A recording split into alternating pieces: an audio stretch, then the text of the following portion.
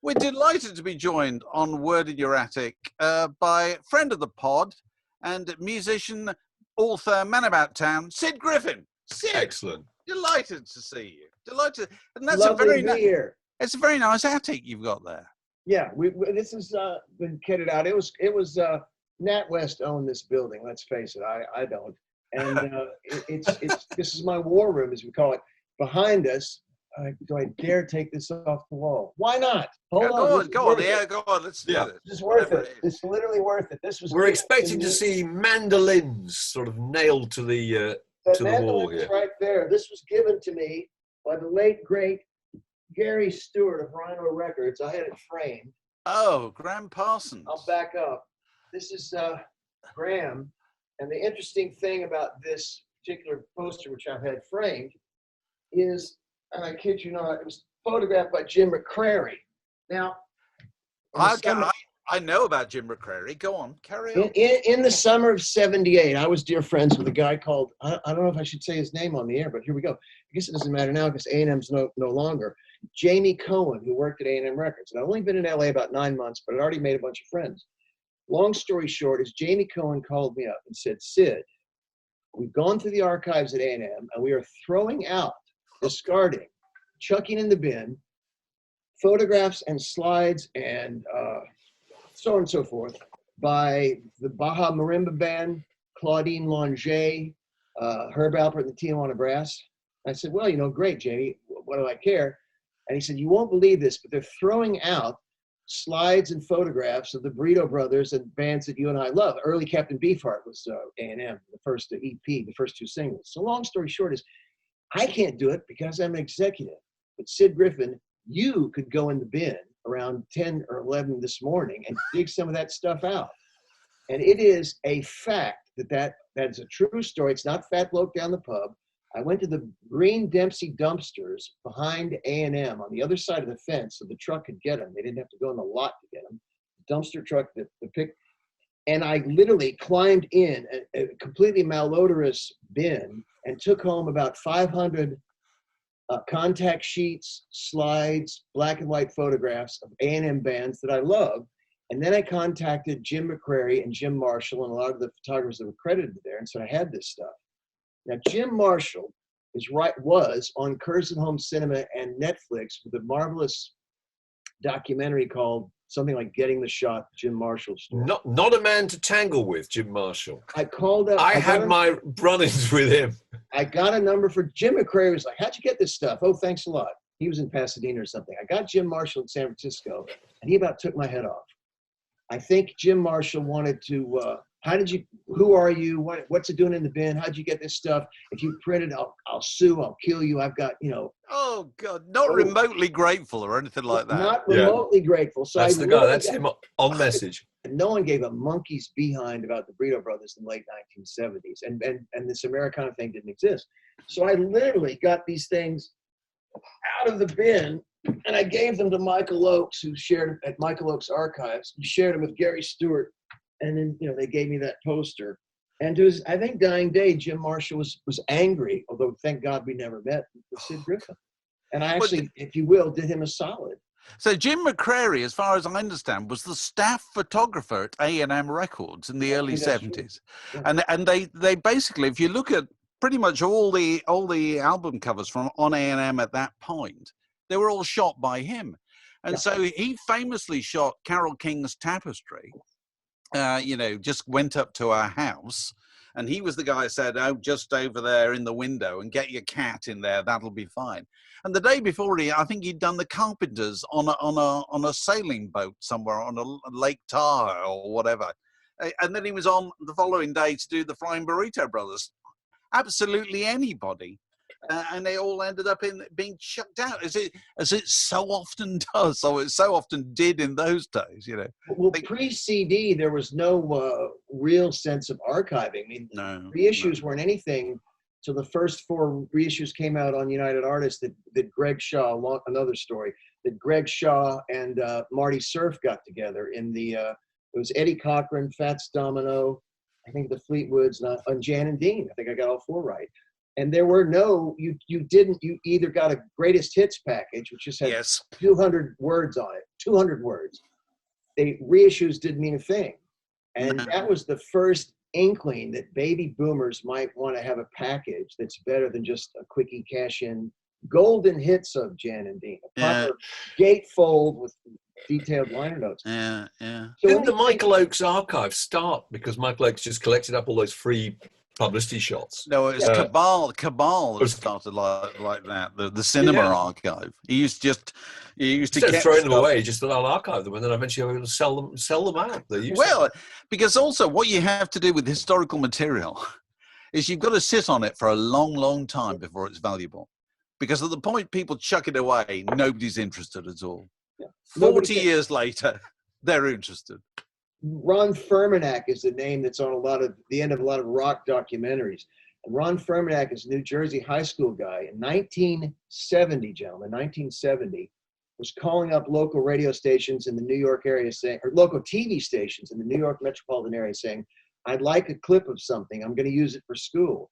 And they were so thrilled he would get 2-inch tape, which is very valuable and high quality. And so Ron Fermanak he's on the Beatles anthology and all these documentaries that you see on TV, is he's the guy with the clips, which he got for free. He had a good 10 or 12 years run on everybody. Genius. Because why would I call up NBC and ask for a clip of the Beach Boys on the Ed Sullivan Show? They're not going to give it to me because I don't have a player anyway. Well, he got a player, and he's now a player, if you will, on the pun, in the industry because he's got all this video. So this is where you sit all day, surrounded by your CDs. Have you got loads of records or not? This will give you the depths of my collection. They're in these polythene bags that some of your other people have had. Just really quickly, I would go to. This is a sign of a fan. I've got a bag full of clippings of the Jam, which are now quite yellow.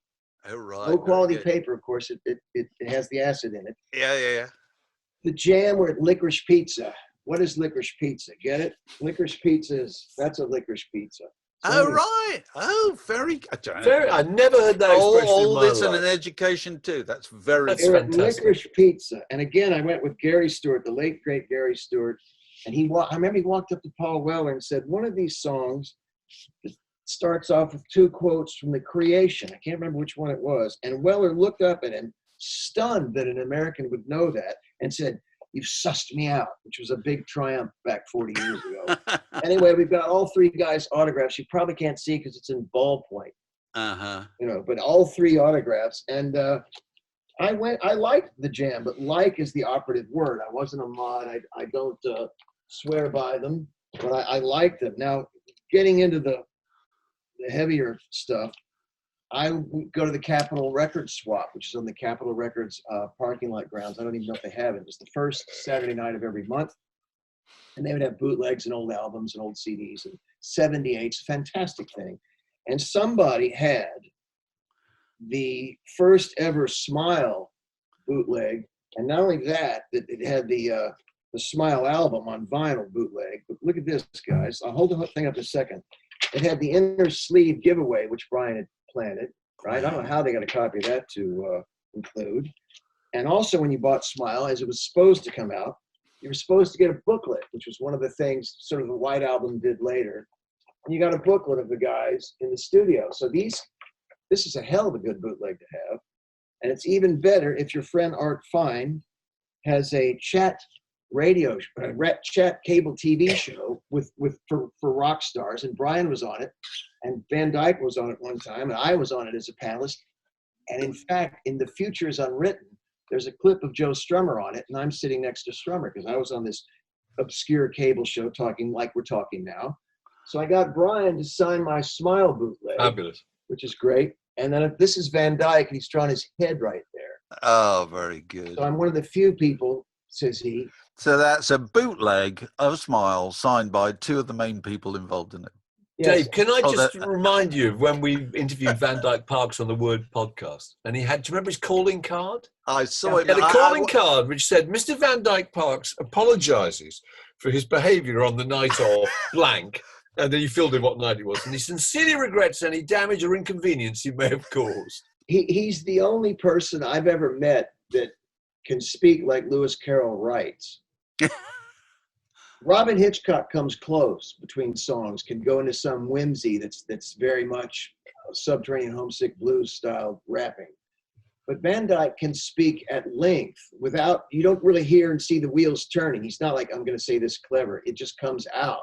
Absolutely. And it's quite astonishing to see him live, because he's got a massive vocabulary, as you would know, and he pronounces everything right, and his sentence structure is fabulous, and it comes out. It's like it's as entertaining as some of the tunes. I mean, I think he would have been a wonderful university professor. What else you got there, Sid? Got any more autographs? I've got several. I'll go through them. This is come on. God, were they together when you got those both at the same time? That's amazing. Here's the story. I was roommates with a number of luminaries, rapscallions, one might say. One of them was Billy Bremner, not the Leeds United footballer, but the fellow from Rockpile with Nick Lowe and Dave Edmonds. And Billy and I were quite close, and he was big guitar buddies with Albert Lee and that crowd. And he said, I wish I could do a Billy imitation. He always goes, before he speaks. He makes this little announcement, and then he speaks this Grampian tone.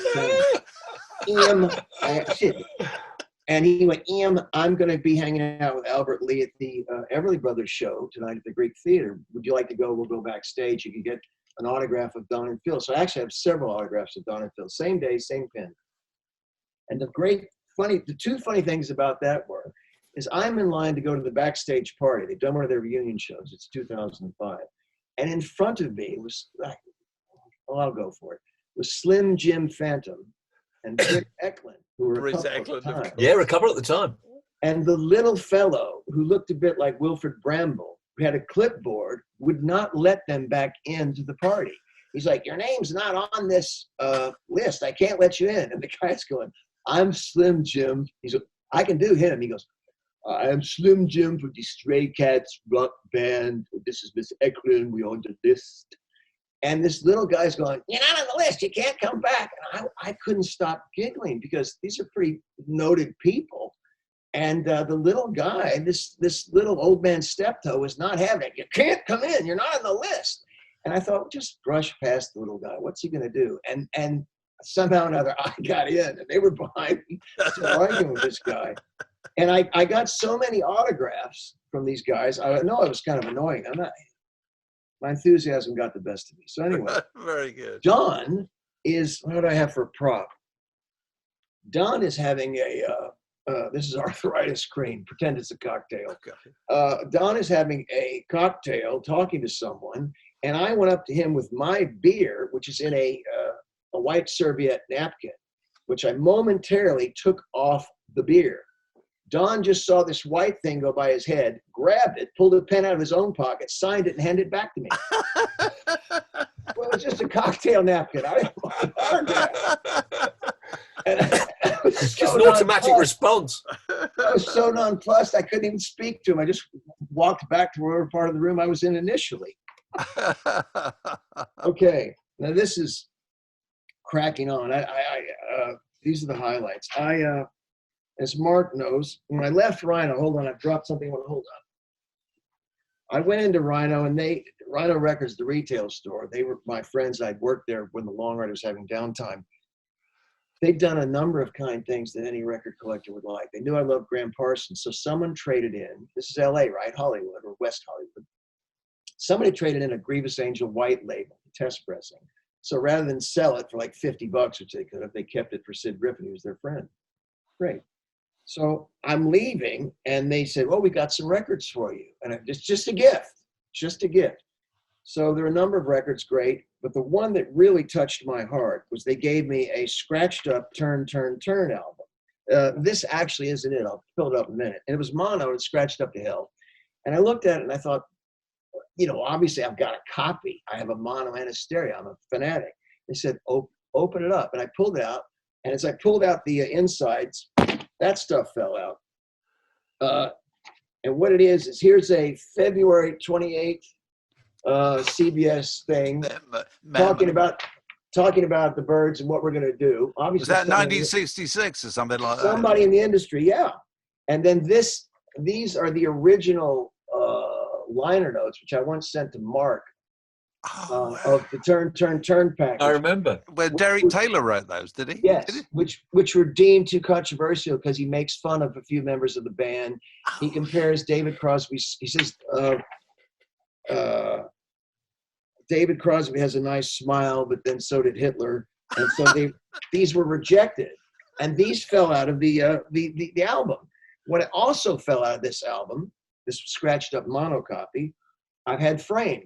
This is a press photograph of the Byrds. Oh, wow. Fabulous. Look at that. Oh, hold on one second. Let's try this. No, it doesn't work. It's the left. No, it's fine. Yeah, we You're can right, see we it. can see And it. I was thrilled. I can see Dee Dee Fay, bless you, Dee Dee, wherever you are, behind the counter grinning. I said, you guys, I'm so thrilled. Dee Dee, Nels Klein worked there. He's now with Wilco.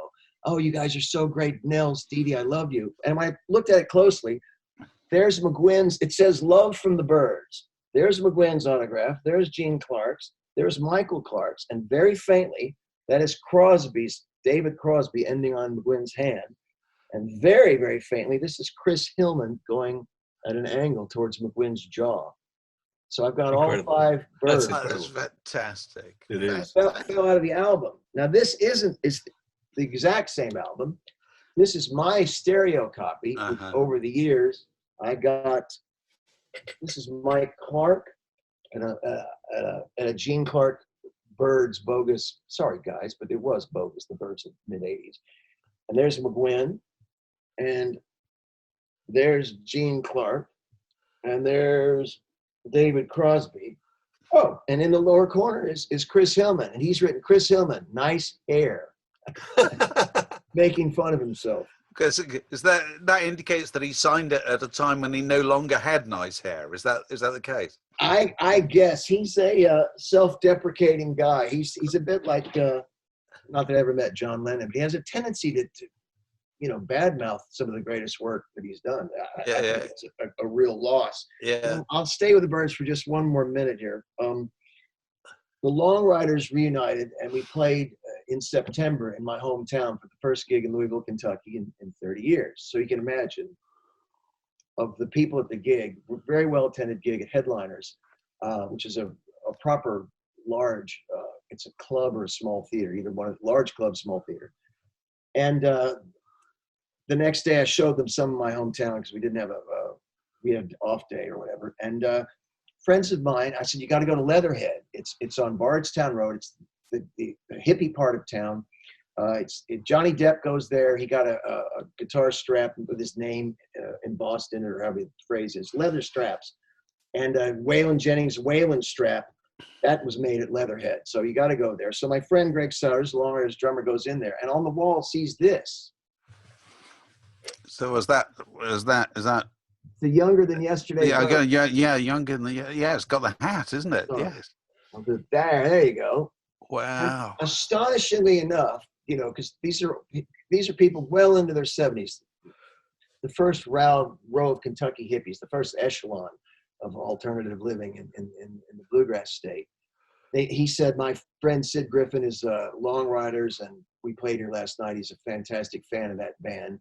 And the mom and pop hippie looked at each other, went to the wall, took it off the wall, and handed it to Greg. And said, then we want him to have this. We've been looking at it for 40-something years. If he's that wonderful. That's very kind. That's just incredible. And also, that's probably the best thing that they could possibly do with it, because at least you cherish it and show it to other people. Yeah, it's been gone to a loving home. Yes. They said, we've been looking at it for 40-something years now. And, we're big fans as well, but it means something to him, and so on and so forth. I'll stay with these guys. This is, again, down through the years. To Sid. Thanks for being my pal, Sneaky Pete. Oh, wow. To my pal, Sid. See you in the charts, Chris Hillman. And look at the nudie suits. Aren't they wonderful? Suits. Yeah. Was that a picture taken by Jim McCrary, if you look on the back? It's Barry Feinstein. Oh, it is. Yes, it is. Who was a lovely guy that I went to his house in Woodstock for the Basement Tapes project. Was one of the, just a fantastic guy. And he did Dylan album covers and just yes, absolutely amazing fellow. Here's one from Chris. Hi, Sid. There's Chris. Here's Michael Clark. I guess it was done the same day as Turn, Turn, Turn. This is a Jim McCrary photograph. Hey, There you go. Wonderful. There you go. He was Sid, just- you should remind viewers of it's a parlour game they can play at home, actually, of the fact that you noticed that Bob Dylan on, I think, 4 different albums is wearing the same jacket. 3 in a row. 3. And which were they, so people can go and look them up?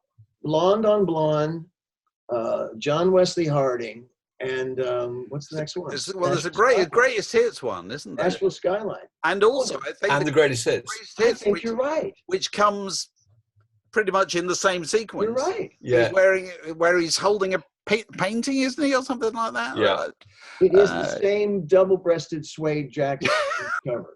I mean, it's not Anyone with time on their hands, which includes all of us, go and have a look at those albums and you'll find it's true. It's an amazing revelation. And the other thing was that you noticed that on the cover of, I think is it John Wesley Harding? Yeah, there's the hat appearing at the bottom, a cowboy hat. It's John somebody from the CBS art department. Is his last name Behr, like Behr? And he's in the original photograph. And why he allowed himself to be cropped out, there's a man wearing that hat. And the photograph cracks on.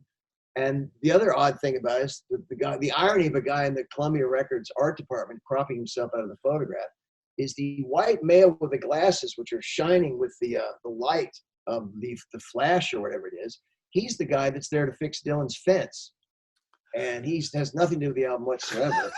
And the Bengali Balls, or the Southeast Asian Indian Nepalese band that was happening to be jamming with the members of the Hawks, then the bands at the time. So they're in the photograph as well. They have nothing to do with the album either. It's just Nothing. So random, isn't it? it's absolutely, it's the definition of random, isn't it? Yes. So Sid, how are you getting on with these current conditions? Are you teaching yourself a new instrument, or writing a book, or reading improving literature? Anyone can do this. So I thought, let's take it up a notch. And I've been trying to learn.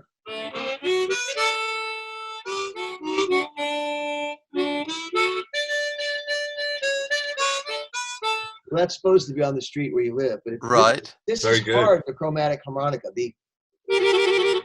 I mean, as Alexander would tell you, anyone can play. Yes.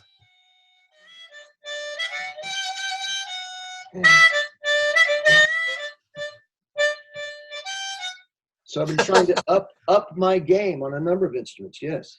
So I think you're going to play us out with something you've been teaching yourself on the banjo. Yeah, absolutely. I get, like any musician worth a damn, you have to move forward. Now this really is a rough in the works, but I think, in fact, let's do this. I think. Okay, let's do but that. before you start that, thank you very much indeed, Sid, Been brilliant having you, Sid. for letting us share your Desert Island discs or whatever. No, they are. It's They been are absolutely, Desert it's been Island. delightful. Desert Island signed discs. It's a new format. Absolutely. Very good. Over Yeah. to Sid Griffin, and the old favourite, done in a way you've never heard before. How much of it do you want? Just a verse? Well, we can fade it, you see, Okay, before we let's get into legal trouble. Let's go for it.